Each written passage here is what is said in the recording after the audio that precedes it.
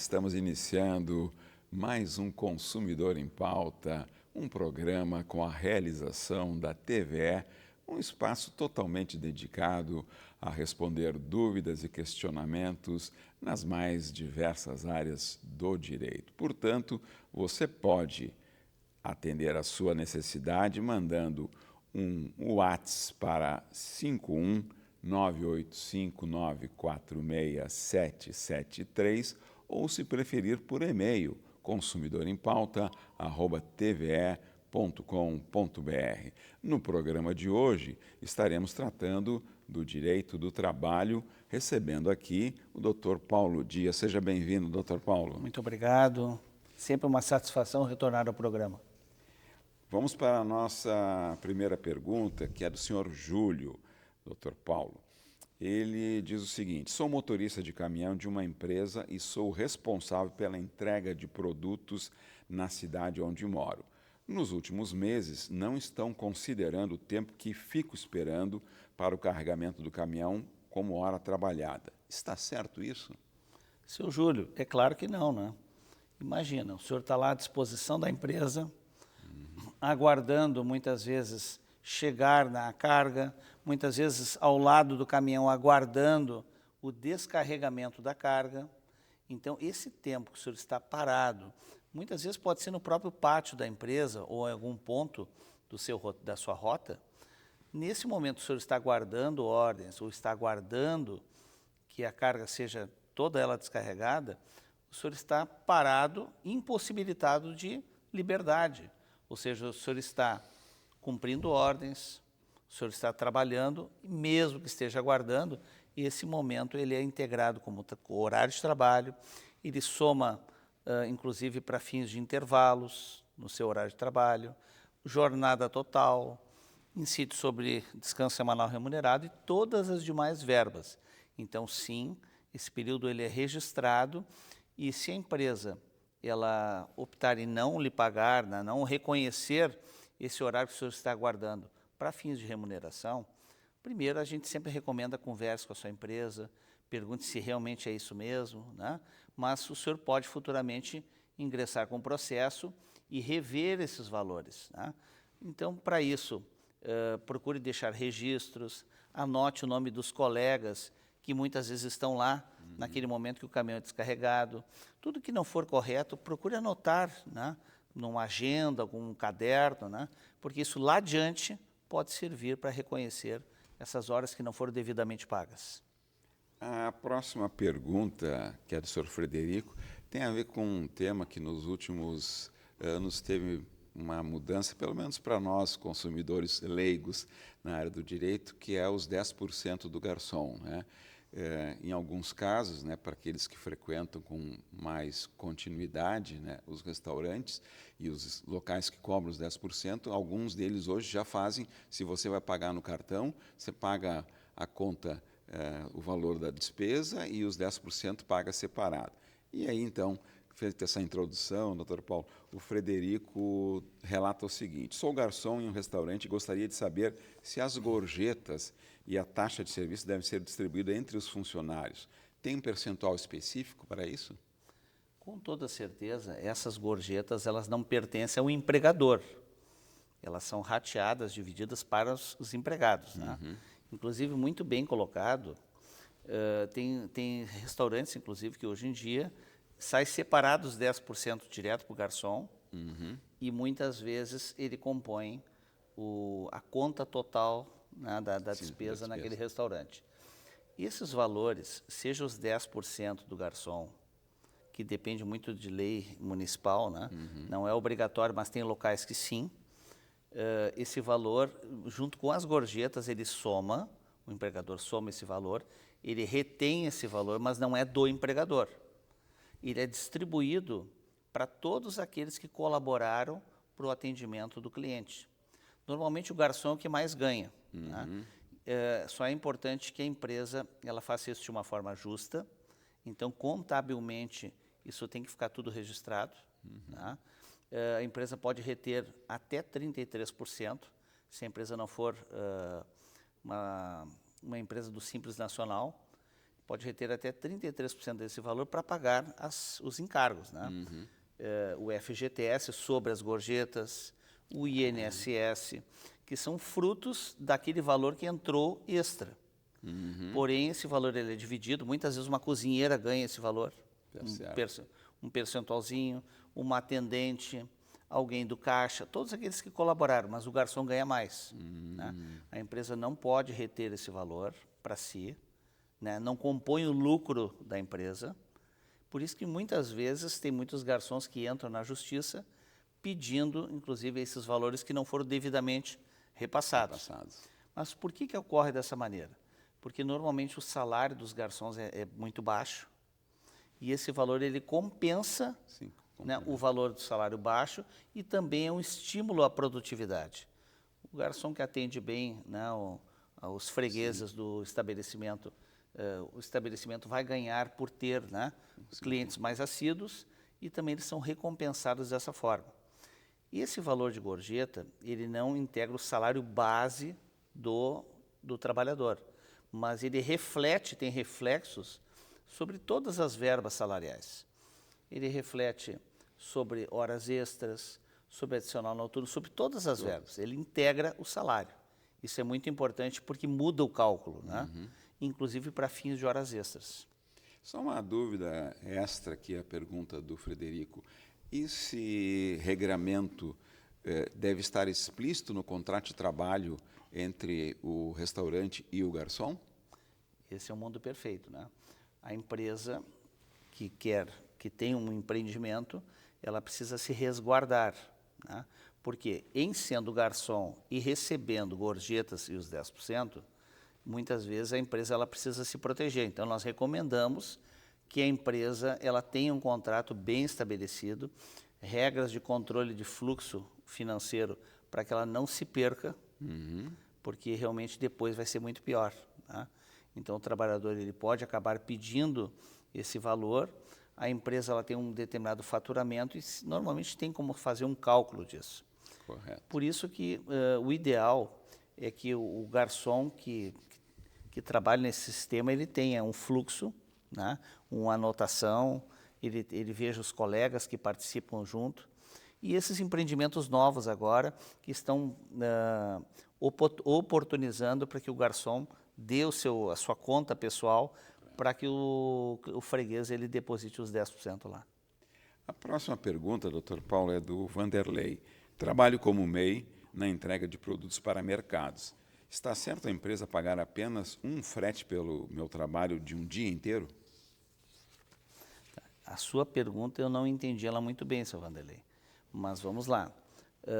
Se o senhor é classificado como MEI e recebe ordens, o senhor cumpre ordens e o senhor trabalha com regularidade, muito provavelmente o senhor tenha presentes os requisitos da relação de emprego.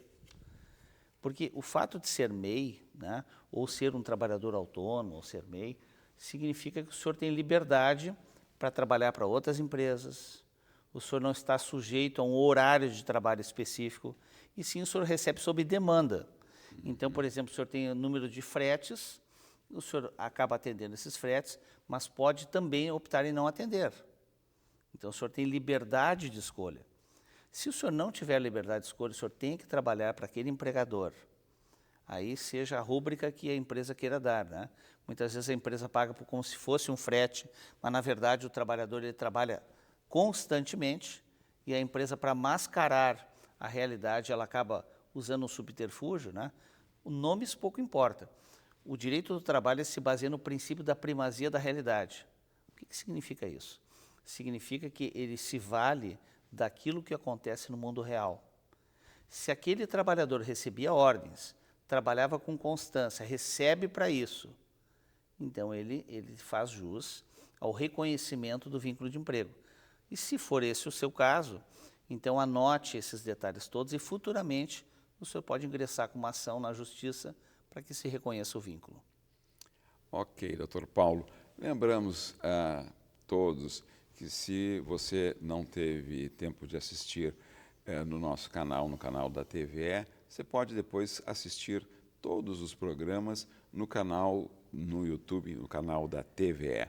A próxima pergunta, Dr. Paulo, é da Joana. A minha jornada de trabalho diária é de 6 horas. Existe a necessidade de fazer intervalo nesse caso? De quanto tempo seria esse intervalo? Dona Joana, esse intervalo ele vai ser de até 15 minutos.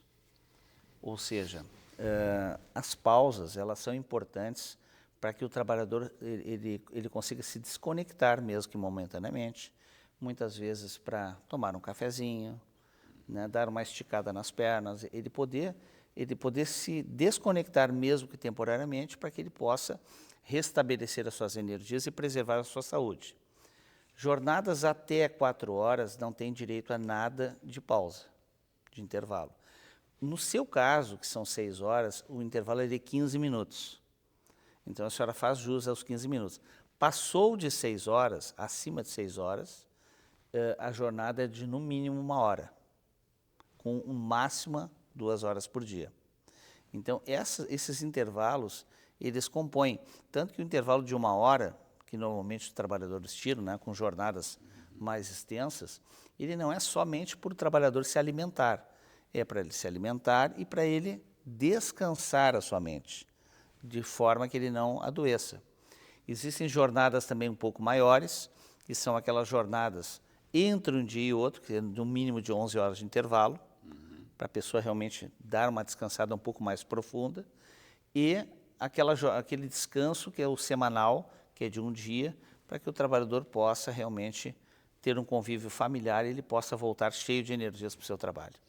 Antes de irmos para o próximo intervalo, Dr. Paulo, o Rogério coloca o seguinte: como porteiro terceirizado em um condomínio há 4 anos, como a empresa faliu, estou sendo absorvido pela empresa que assumiu o condomínio onde devo continuar trabalhando. Só que agora fiquei sabendo que o meu salário será reduzido. Pode isso, Dr. Paulo? É claro que não, né? Isso se chama alteração contratual lesiva, artigo 468 da CLT. Ou seja, o fato da empresa ter entrado em falência, né? Sim, faliu. E uma outra nova empresa ter sucedido a empresa, é um caso de sucessão. Então, a nova empresa que assumiu, ela é responsável por todos os encargos desse trabalhador, não cabendo redução de salário. Tá certo, Dr. Paulo.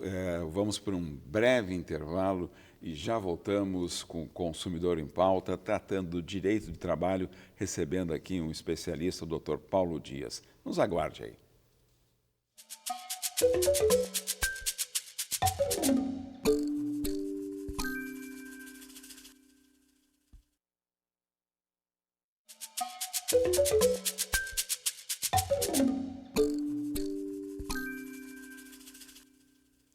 Estamos de volta com Consumidor em Pauta, um programa com a realização da TVE. Agradecemos o prestígio da sua audiência e lembramos que, se você não conseguir assistir no nosso canal, você pode ir para o canal no YouTube. No momento que você preferir, estarão lá todos os programas. Lembre-se também que você pode mandar a sua pergunta ou a sua dúvida para o nosso WhatsApp 51985-946-773 ou para o e-mail consumidorempauta@tve.com.br. No programa de hoje, estamos tratando do direito do trabalho, recebendo o Dr. Paulo Dias. Tá? A próxima pergunta é do senhor Volney. Eu não bato ponto porque ganho uma gratificação de função. Eu não teria direito à hora extra?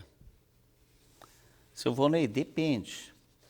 Depende do quê? Nós temos 2 critérios para enquadrarmos os trabalhadores que são cargos de confiança, de forma que eles não recebam as horas extras.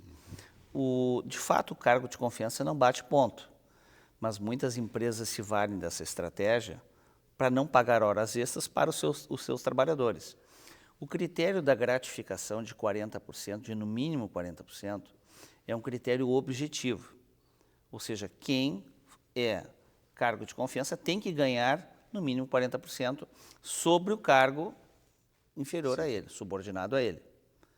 Muitas vezes nós encontramos pessoas que, teoricamente, são cargos de confiança e ganham a mesma coisa. ou menos. Caramba. que é o caso de muitos vendedores. Tem vendedores que ganham mais que o seu supervisor, o que o critério objetivo não é atingido. Tá? Bom, nós temos, além da questão do critério objetivo, que é a gratificação de 40%, o cargo de confiança ele tem que ter poder pleno de mando e gestão. O que isso significa? Ele poder admitir e demitir, como se empresa fosse. Ele se investe de poder de mando. Ele é a autoridade máxima naquele momento, naquele local. Ele pode, sozinho, decidir quem entra, quem sai, dar advertência e não depender de um terceiro. O cargo de confiança, quando ele chega, ele não tem horário para chegar, por isso que ele não precisa bater ponto. Porque presume-se que ele é a autoridade máxima ali. Em sendo a autoridade máxima, ele não precisa dar satisfação do horário. Só que a grande verdade é que, independentemente de bater ponto, muitas pessoas que são consideradas gestores, eles têm horário para entrar e horário para sair, mesmo que não batam ponto. A empresa cria mecanismos de fiscalização. Quando se trata de uma admissão, muitas vezes o chefe desse cargo de confiança, né, que não é cargo de confiança, é o que define quem que realmente vai ser admitido pela empresa, muitas vezes passando pelo RH. Então, na verdade, a pessoa está ali como um quadro figurativo. Na dispensa, a mesma coisa. Ou seja, a pessoa, na verdade, não manda nada. Então, ela trabalha muito além do normal, ela teria jus a muitas horas extras, e por a empresa dizer que ela é cargo de confiança, que na verdade não é, essa pessoa acaba sendo prejudicada. Então, se esse é o seu caso, se você se enquadra nessa situação, não tem poder pleno de mando e gestão e ganha 40%, na verdade tem que ter os dois critérios, né? Não é um ou outro, tem que estarem presentes os dois juntos. Se esse é o seu caso, você não esteja enquadrado como cargo de confiança, procure seus direitos trabalhistas ou converse com a empresa antes, anote o nome dos colegas que trabalharam junto com você, que futuramente eles podem, inclusive, servir de testemunha para poder fazer com que você ganhe horas extras. Próxima pergunta da senhora Eunice, ela coloca o seguinte: estou perto de me aposentar, faltam uns 2 anos. Agora a empresa onde trabalho está passando por dificuldades e já ocorreram demissões. Eles podem me demitir faltando pouco tempo para a minha aposentadoria, Dr. Paulo? Depende também. O fato de você estar prestes a se aposentar, né, é um indicativo, né, que você pode estar presente juntos os requisitos da estabilidade pré-aposentadoria. Tem muitas categorias profissionais que eles têm nos seus dispositivos o chamado estabilidade pré-aposentadoria.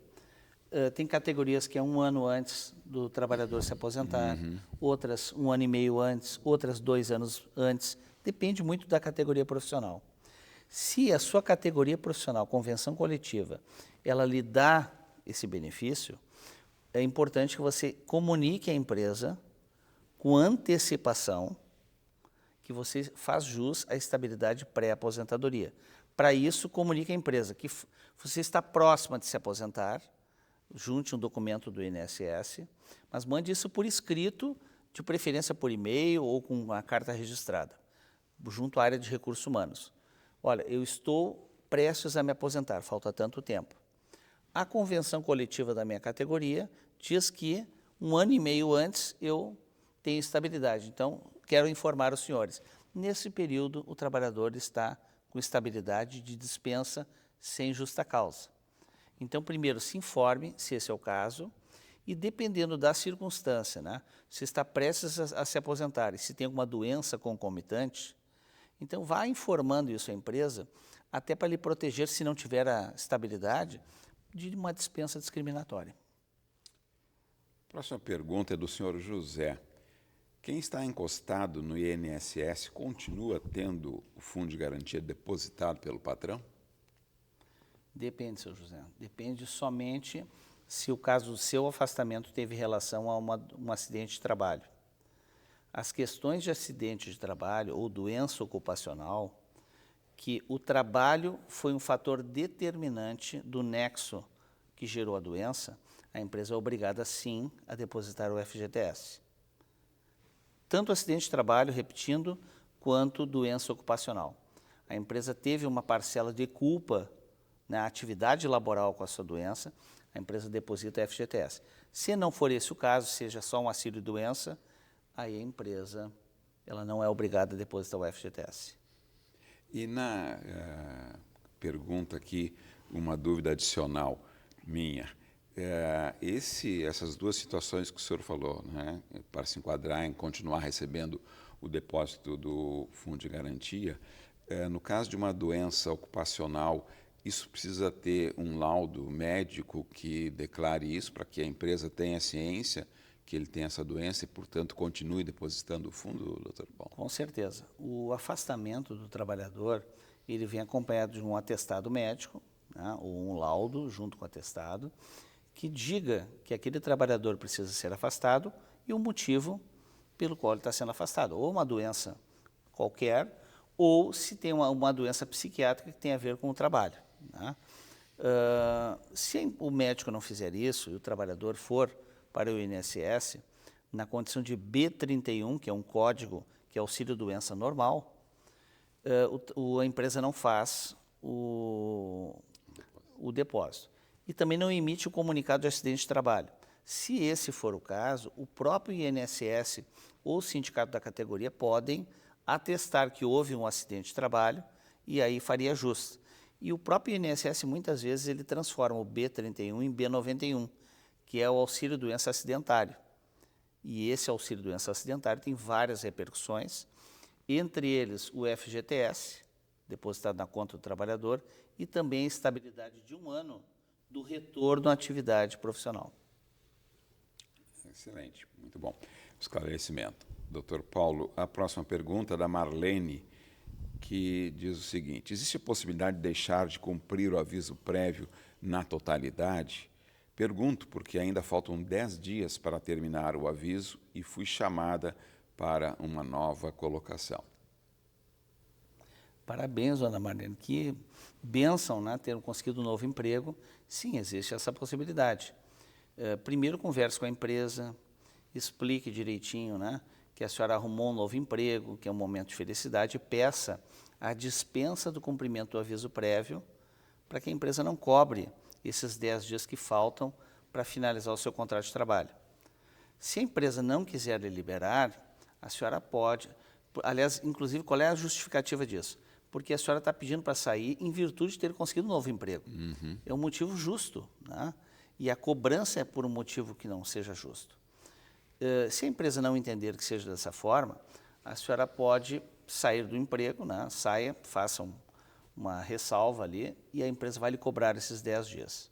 Antes pagar os 10 dias, né, e ter um novo emprego do que se prender por um detalhe. Né? Tá certo, tá certo.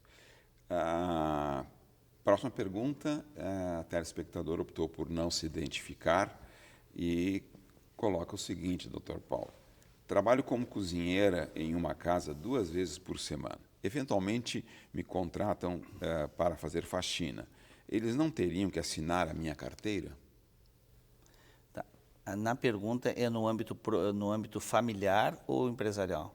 Ela diz: trabalho como cozinheira em uma casa. Deve em uma casa. Deve Tá, ser em perfeito. âmbito familiar, né? Isso. Então, assim, trabalhar cozinheira no âmbito doméstico é um trabalho de empregada doméstica. Babás, cuidadores.